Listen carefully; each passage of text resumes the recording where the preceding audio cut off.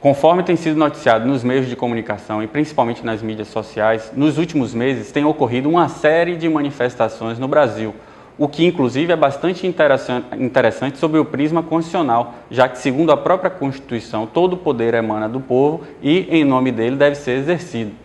Essas manifestações colocaram em pauta alguns direitos previstos constitucionalmente que não eram discutidos com tanta frequência assim, como, por exemplo, o direito de manifestação, o direito de reunião e o direito de liberdade de expressão.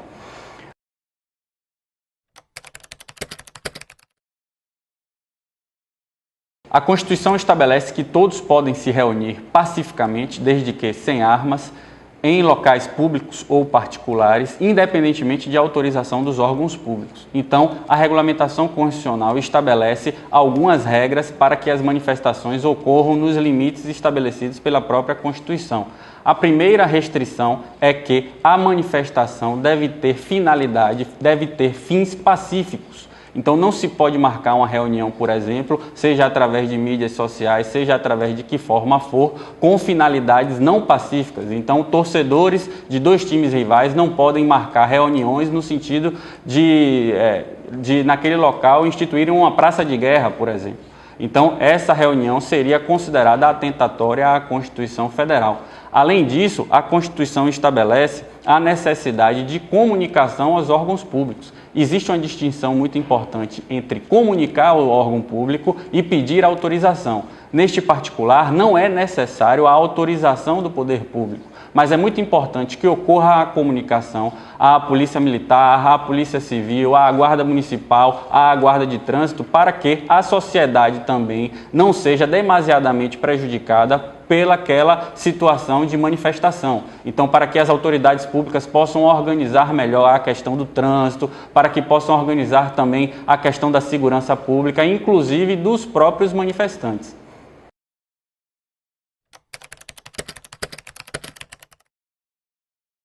Uma outra limitação à liberdade de expressão consiste na necessidade da informação prestada ter um caráter público. Não é possível, portanto, que dados aspectos da vida privada de uma pessoa sejam publicizadas sem que ela tenha autorizado essa publicidade.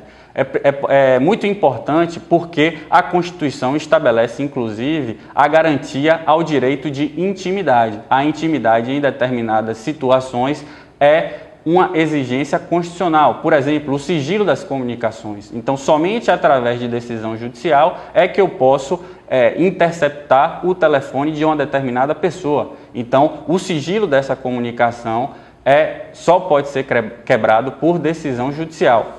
Além disso, um terceiro limite à liberdade de expressão é justamente a questão de não se permitir a utilização, por exemplo, de expressões preconceituosas, injuriosas ou outros crimes contra a honra.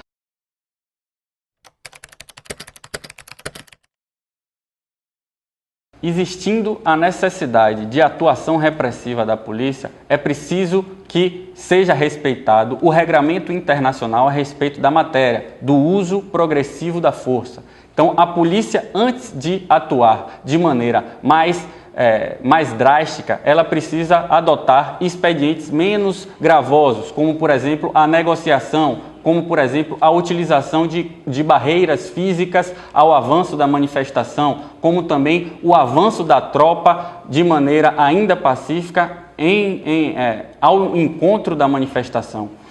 Só a partir deste momento e subsistindo a necessidade de utilização da força é que seria permitida a utilização de armas não letais, observando necessariamente a crescente gradação da utilização desses expedientes.